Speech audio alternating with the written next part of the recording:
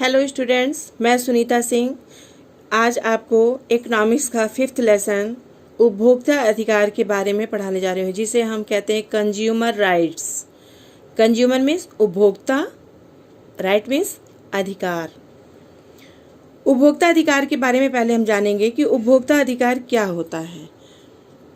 प्रत्येक व्यक्ति बाजार से कोई न कोई वस्तु खरीदता है, वह वस्तु का ग्राहक या उपभोक्ता कहलाता है। और जब ग्राहक या उपभोक्ता कोई वस्तु खरीदता है तो उसका यह अधिकार है कि उसे सही और शुद्ध वस्तु सही और उचित मूल्य पर मिले।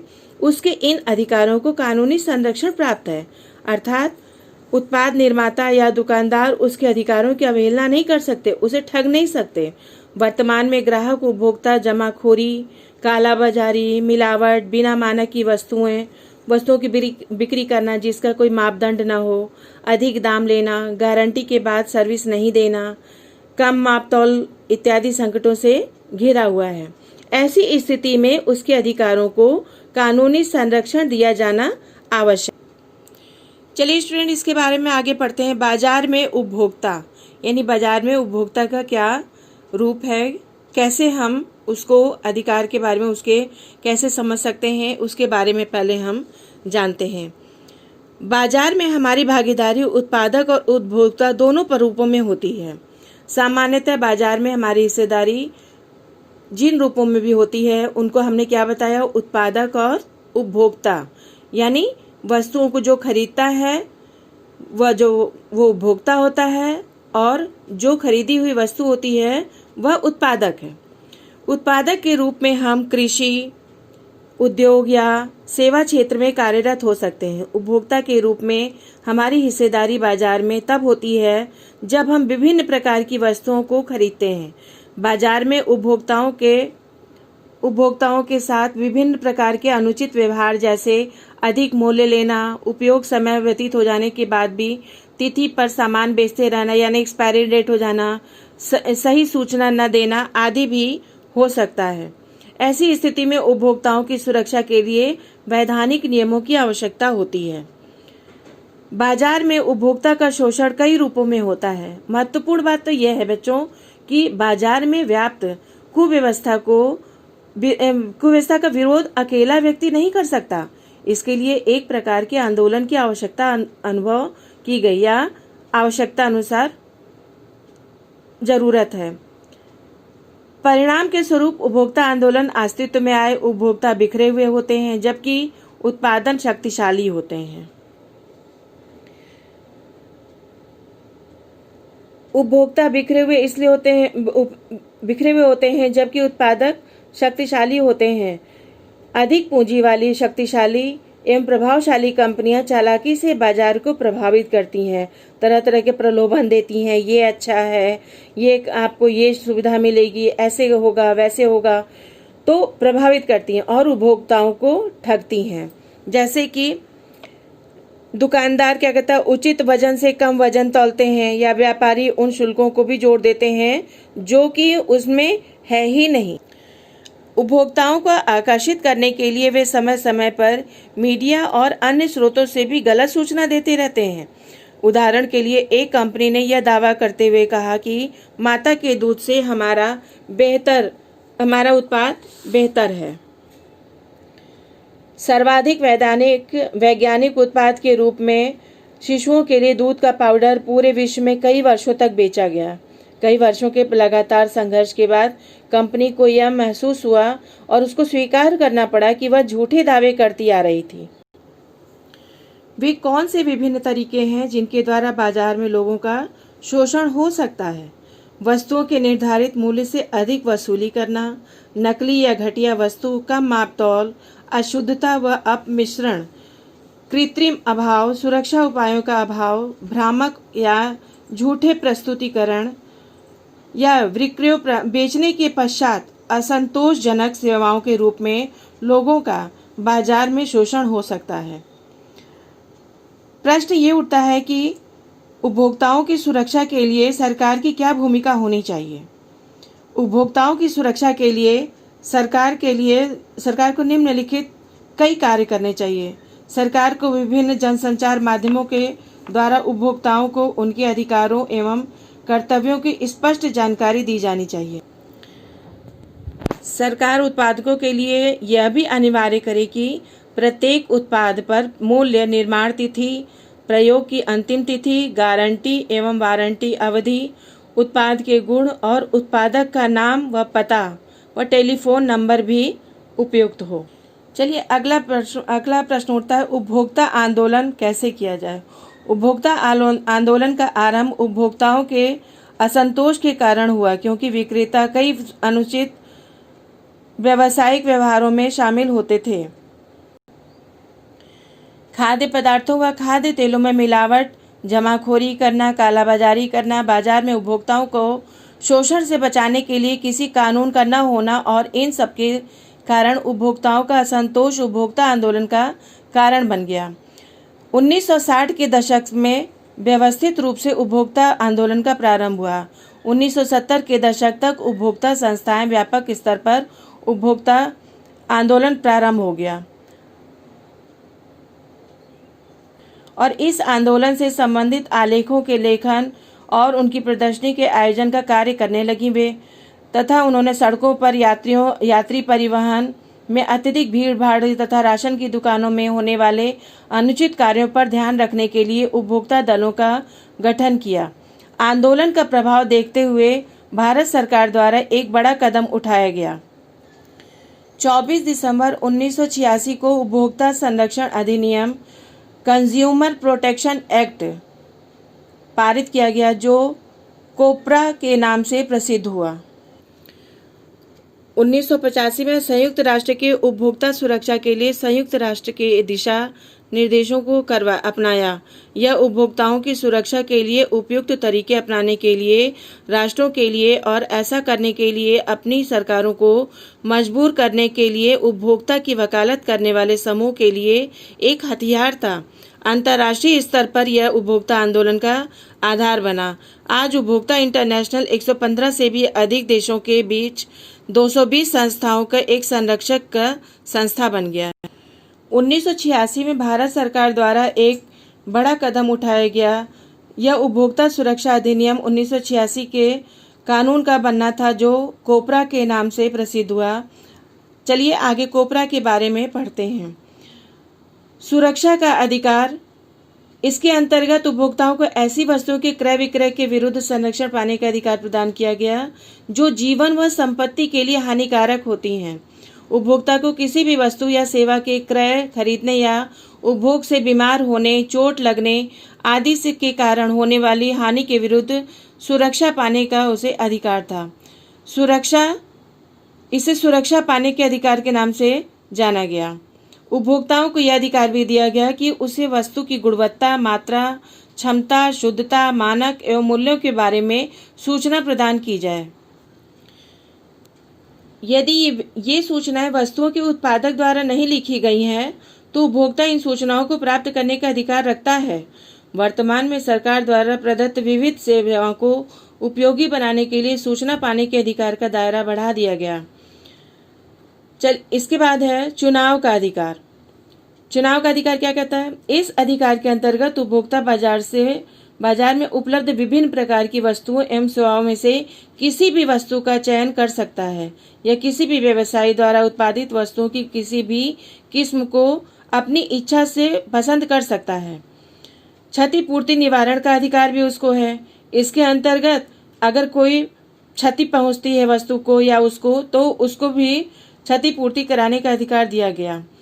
फिर इसके बाद उपभोक्ता को शिक्षा का अधिकार दिया गया। इस अधिकार के अंतर्गत उपभोक्ता को वस्तु, सेवाओं और उनके उपयोग की विधि आदि के संबंध में जानकारी या शिक्षा प्राप्त करने का अधिकार उसे प्राप्त। चलिए अगला टॉपिक है सुरक्षा सबका अधिकार है, यानी उपभोक्ता का अधिकार है। हम एक उपभोक्ता के बारे में बाजार की बहुत सी वस्तुओं और सेवाओं का उपयोग करते हैं, जैसे वस्तुओं के बाजारीकरण और सेवाओं के संबंध में सुरक्षित रहने का अधिकार है। वस्तुओं के उत्पादकों के लिए यह आवश्यक है कि सुरक्षा के नियमों का पालन करें। ऐसी बहुत सी वस्तुएं और सेवाएं हैं जिन्हें हम खरीदते तो हैं, सुरक्षा की दृष्टि से विशेष सुरक्षा की आवश्यकता होती है। जैसे कि प्रेशर कुकर में एक सेफ्टी वाल्व होता है जो यदि खराब हो तो भयंकर दुर्घटना का कारण हो सकता है। सेफ्टी वाल्व के निर्माता को इसकी उच्च गुणवत्ता सुनिश्चित करनी चाहिए। इसके अतिरिक्त हमें वस्तुओं और सेवाओं के बारे में जानकारी भी होनी चाहिए, जैसे एलपीजी सिलेंडर है, सर्कस है, दवाइयाँ हैं, खाद्य तेल हैं, ये सब कहाँ पर हैं और कैसे हैं,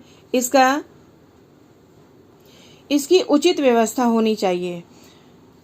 जब हम विभिन्न वस्तुओं को खरीदते हैं तो उनके पैकेट पर भिन्न भिन्न प्रकार की जानकारियां छपी होती हैं, जैसे मूल्य, बेंच संख्या, निर्माण का दिनांक, खराब होने की अंतिम तिथि और संबंधित वस्तु को बनाने वाले का पता इत्यादि। ऐसा इसलिए होता है क्योंकि उपभोक्ता जिस वस्तु को खरीदता है उसे उस वस्तु के बारे में सूचना पाने का अधिकार होता है। ऐसी स्थिति में यदि वस्तु खराब होती है तो वह शिकायत करने के साथ वस्तु बदलने की मांग कर सकता है। विशेष परिस्थितियों में उपभोक्ता मुआवजे की भी मांग कर सकता है। सन 2005 के अक्टूबर में भारत सरकार ने एक कानून लागू किया जो आरटीआई राइट इन्फॉर्मेशन या सूचना पाने के अधिकार के नाम से जाना गया, जिसके बारे में अभी हमने आपको बताया कि सभी सूचनाएं पाने का सबको अधिकार सुनिश्चित ये करता है। तो इससे हमें ये पता चलता है कि जब हम वस्तुएं खरीदते हैं तो पाते हैं कि कभी कभी पैकेट पर छपे मूल्य से अधिक या कम मूल्य लिया जाता है। इसका संभावित कारण कई हो सकते हैं, जैसे उपभोक्ता की अशिक्षा, अज्ञानता या उदासीनता, या जब पूर्ति की अपेक्षा वस्तु की मांग से अधिक होती है तो विक्रेता इस बात का लाभ उठाकर उपभोक्ताओं से अधिक मूल्य वसूल करके अपने लाभ को अधिकतम करना चाहते हैं, या विक्रेता द्वारा निर्धारित मूल्य से कम कीमत पर वस्तुएं बेचने पर हो सकता है कि वह नकली वस्तु बेच रहा हो। इस अवस्था में उपभोक्ता समूह को विक्रेताओं पर अधिकतम खुदरा मूल्य से कम मूल्य रखने के लिए दबाव डालना चाहिए। इसके अतिरिक्त उपभोक्ता संरक्षण न्यायालय या पुलिस की सहायता भी ली जा सकती है। किसी भी उपभोक्ता को जो किसी सेवा को प्राप्त करता है, चाहे वह किसी भी आयु या लिंग का हो, वह किसी भी तरह की सेवा प्राप्त करता हो, उसको सेवा प्राप्त करते हुए हमेशा चुनने का अधिकार प्राप्त होगा। जैसे उदाहरण के रूप में हम लेते हैं, मान लीजिए आप एक दंत मंजन खरीदना चाहते हैं और दुकानदार कहता है कि वह केवल दंत मंजन तभी बेचेगा जब आप दंत मंजन के साथ एक ब्रश भी खरीदेंगे। अगर आप ब्रश खरीदने के लिए इच्छुक नहीं हैं तो आपको चुनने का अधिकार का उल्लंघन हुआ। ठीक इसी तरह से कभी कभी जब आप नया गैस कनेक्शन लेते हैं तो गैस डीलर उसके साथ एक चूल्हा भी लेने का ये दबाव डालता है। इस प्रकार कई बार हमें उन वस्तुओं को भी खरीदने के लिए दबाव डाला जाता है जिनको हम खरीदने की हमारी कोई इच्छा ही नहीं होती या हमारे पास पहले से मौजूद होती है वो वस्तु। तो इसलिए हमें आपके पास चुनाव के लिए कोई विकल्प नहीं होता। तो इसके लिए हमें दुकानदारों के दबाव में कभी आना नहीं चाहिए। अब प्रश्न यह उठता है कि इन उपभोक्ताओं को न्याय पाने के लिए कहाँ जाना चाहिए। उपभोक्ताओं को अनुचित सौदेबाजी और शोषण के विरुद्ध क्षतिपूर्ति निवारण का अधिकार उन्हें प्राप्त है। यदि किसी उपभोक्ता को कोई क्षति पहुंचाई जाती है तो उसे क्षति की मात्रा के आधार पर क्षतिपूर्ति पाने का वह अधिकार होता है। इस हेतु इसके लिए उपभोक्ता संरक्षण अधिनियम 1986 में विशेष व्यवस्था की गई है जो त्रिस्तरीय न्यायिक व्यवस्था के रूप में कार्य करती है। मामले की प्रकृति के अनुसार पीड़ित यहाँ अपनी समस्या रख सकते हैं और समाधान भी पा सकते हैं। जैसे पहले जिला मजिस्ट्रेट के यहाँ जिला केंद्र पर जाना, जिला मजिस्ट्रेट के यहाँ जाइए, जिला मंच पर जाने पर केंद्र स्थानीय सीमा के अंतर्गत आने वाले 20 लाख तक की वस्तुओं तथा सेवाओं तथा क्षतिपूर्ति के संबंध में शिकायतों को देखता है। दूसरा क्या है, राज्य आयोग है। राज्य आयोग का कार्य क्या होता है, उन शिकायतों एवं वायदों का निपटारा करता है जो शिकायतें वस्तुओं और सेवाओं के 20 लाख से अधिक तथा 1 करोड़ तक के मूल्य से संबंधित होती हैं। इसके अतिरिक्त और क्या करता है, जिला मंच के आदेशों के विरुद्ध अपील सुनता है। ऐसे उपभोक्ता विवादों के अभिलेखों को मंगाना एवं आवश्यक आदेश जारी करना जो जिला मंच के समक्ष विलंबित है या उसके द्वारा ऐसा निर्णय दिया गया है जो राज्य आयोग ऐसा समझता है कि जिला मंच ने वैधानिक अधिकारों का अतिक्रमण किया है या कार्य क्षेत्र या उसमें किसी विशेष प्रकार की त्रुटि हो गई हो। तीसरा है राष्ट्रीय आयोग। राष्ट्रीय आयोग का कार्यक्षेत्र अलग प्रकार से होता है। इन शिकायतों और वादों का वह निपटारा करता है जो शिकायतें ऐसी वस्तुओं तथा सेवाओं से संबंधित हैं जिनका मूल्य या क्षतिपूर्ति 1 करोड़ रुपए से अधिक हो। दूसरा क्या कार्य करता है? राज्य आयोग के आदेशों के विरुद्ध अपील सुनता है। उपभोक्ता संगठन राज्य सरकार या केंद्र सरकार उपयुक्त कई स्तरों से संगठनों में शिकायत कर सकते हैं, जबकि व्यापारी द्वारा अनुचित व्यापार व्यवहार अपनाए जाने की स्थिति में शिकायतकर्ता ने हानि उठाई हो तो उसे किसी प्रकार की क्षति हुई हो। दूसरा, शिकायत में उल्लिखित वस्तु या एक से अधिक कमी से प्रभावित हो, या शिकायत में उल्लिखित सेवाओं में किसी न किसी प्रकार की कमी अवश्य हो, या व्यापारी ने वस्तु या पर मुद्रित मूल्य से अधिक या कानून द्वारा निर्धारित मूल्य से अधिक मूल्य वसूल किया हो। जिला मंच राज्य आयोग या राष्ट्रीय आयोग द्वारा दिए गए निर्णय निश्चित समय के अंदर अपील न होने पर अंतिम माने जाएंगे और उनका क्रियान्वयन उसी प्रकार होगा जिस प्रकार न्यायालय द्वारा दिए गए निर्णयों में होता है। जैसे देखिए, अपनी बेटी के लिए प्रकाश मनी ऑर्डर भेजने का पोस्ट ऑफिस आता है। फिर प्रकाश को यह पता चला कि रुपए उसकी बेटी को नहीं मिले हैं। प्रकाश ने पोस्ट ऑफिस में मनी ऑर्डर के बारे में पूछताछ की। पोस्ट ऑफिस द्वारा प्रकाश के प्रश्नों का संतोषजनक उत्तर नहीं दिया गया। प्रकाश क्षेत्रीय उपभोक्ता संरक्षण परिषद में सलाह लेने जाते हैं। प्रकाश तब तक एक नजदीकी उपभोक्ता अदालत में मुकदमा दर्ज कराने जाते हैं और अदालत के ऑफिस से रजिस्टर्ड फॉर्म लेते हैं जिसमें अदालत दूसरे पक्ष को नोटिस भेजती है। देखिए, ये नोटिस है। इसके बाद वे अदालत में मुकदमे पर स्वयं बहस करते हैं। अदालत के जज दस्तावेजों का सत्यापन करते हैं और पीड़ित पक्ष तथा दोनों पक्षों की दलीलें सुनते हैं। जज अदालत का फैसला सुनाते हैं। इस प्रकार आपने देखा कि भारत में उपभोक्ता आंदोलन ने विभिन्न संगठनों के निर्माण में पहल की और जिन्हें सामान्यतः उपभोक्ता अदालत या उपभोक्ता संरक्षण परिषद के नाम से जाना जाता है। ये उपभोक्ताओं का मार्गदर्शन करती है कि कैसे उपभोक्ता अदालत में मुकदमा दर्ज कराएं। बहुत से अवसरों पर ये उपभोक्ता अदालत में व्यक्ति विशेष या उपभोक्ता के प्रतिनिधित्व भी करते हैं। वे स्वयं सेवी संगठन जनता में जागरूकता पैदा करने के लिए सरकार से वित्तीय सहयोग भी प्राप्त करते हैं। इस प्रकार अधिनियम ने उपभोक्ता के रूप में उपभोक्ता न्यायालय में प्रतिनिधित्व का अधिकार देकर हमें समर्थ बनाया। जागरूक उपभोक्ता बनने के लिए आवश्यक बातें होती हैं। जागरूक उपभोक्ता बनने के लिए हमें वस्तुएं खरीदने से पहले उनके बारे में पूरी जानकारी प्राप्त कर लेनी चाहिए। हमें प्रायः अधिकतम अधिकृत दुकान से ही वस्तुएं खरीदनी चाहिए। हमें डिब्बा बंद या पैक ब्रांड पर लगे लेबल पर आवश्यक सूचनाएं तथा ब्रांड का नाम, उसके प्रयुक्त संगठक, उत्पादक का नाम व पता, शुद्ध वजन व माप, बैच नंबर, पैकिंग तिथि इत्यादि तथा उपभोग योग्यता की अंतिम तिथि तथा अनिवार्य रूप से सभी कुछ देख लेना चाहिए। हमें वस्तुओं का क्रय करते समय ISI मार्क,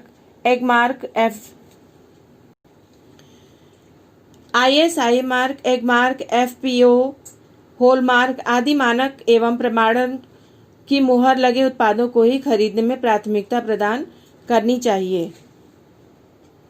हमें वस्तुएं खरीदने से पहले यह भी सुनिश्चित कर लेना चाहिए कि वस्तु की माप तौल सही है या नहीं। इसके लिए प्रमाणित बाट या माप ही प्रयोग में लिए जाएं, या माप तौल सेंटीमीटर, मीटर, ग्राम, किलोग्राम, लीटर में है तो उनको देखभाल करनी चाहिए। देख कर ही हमें प्रयोग में लाना चाहिए।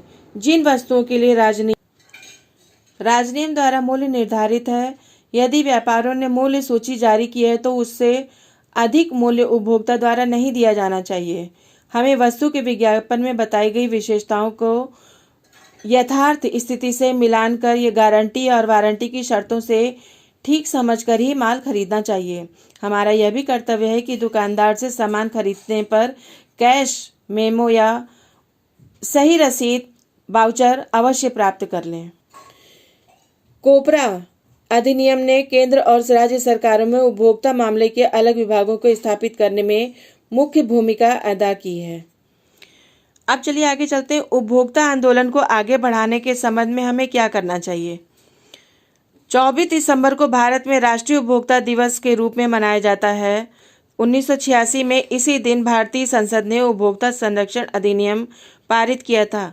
भारत उन देशों में से एक है जहां उपभोक्ता संबंधित समस्याओं के निवारण के लिए विशिष्ट न्यायालय भी है। लेकिन उपभोक्ताओं के जागरूक न होने की दशा सबसे बड़ी बाधा बन जाती है इस न्यायतंत्र में। आज भी अधिकांश लोग सामान खरीदने के बाद रसीद नहीं लेते। ग्रामीण क्षेत्रों में यह स्थिति तो और भी चिंतनीय है। भारत में विभिन्न कारणों से उपभोक्ता निवारण प्रक्रिया जटिल, खर्चीली और समय समय पर साध्य सिद्ध हो जा रही है। अनेक मामलों में उपभोक्ताओं को वकीलों का सहारा लेना पड़ता है। कभी कभी मुकदमे बहुत लंबे समय तक लंबित हो जाते हैं, जिससे आम आदमी का मनोबल गिरता है। दोषपूर्ण उत्पादों से पीड़ित उपभोक्ताओं की क्षतिपूर्ति या मुआवजे के मामले में भी जो कानून उसमें भी स्पष्टता का अभाव है। उपभोक्ता संरक्षण अधिनियम के 33 वर्ष बाद भी भारत में उपभोक्ताओं की सुरक्षा से संबंधित ज्ञान बहुत धीरे धीरे फैल रहा है। उपभोक्ताओं को अपनी भूमिका और महत्व समझने की बहुत जागरूक होना चाहिए। उपभोक्ताओं की सक्रिय भागीदारी से ही उपभोक्ता आंदोलन प्रभावी हो सकता है। इसके लिए सबकी साझेदारी नितांत आवश्यक है। वर्तमान में देश में 700 से अधिक उपभोक्ता संगठन हैं, जिनसे न केवल 20-25 ही पूरी तरह से संगठित और मान्यता प्राप्त हैं। इनकी संख्या में जन भागीदारी का गुणात्मक वृद्धि होनी चाहिए तथा जागरूकता के कार्यक्रम शहरी क्षेत्रों के साथ साथ ग्रामीण क्षेत्रों में अधिकाधिक आयोजित किए जाने चाहिए। अधिकाधिक सहभागिता और अधिकारों व कर्तव्यों के समन्वित प्रयोग से ही सफलता प्राप्त हो सकती है। फिर भी उपभोक्ताओं को अपनी भूमिका और अपना महत्व समझने की जरूरत है। यह अक्सर कहा जाता है कि उपभोक्ताओं की सक्रिय भागीदारी से उपभोक्ता आंदोलन प्रभावी हो सकता है। इसके लिए स्वैच्छिक प्रयास और सबकी साझेदारी से युक्त संघर्ष की जरूरत है। यदि ये वीडियो अच्छा लगा हो बच्चों, तो इसको आप लाइक अवश्य करें। धन्यवाद।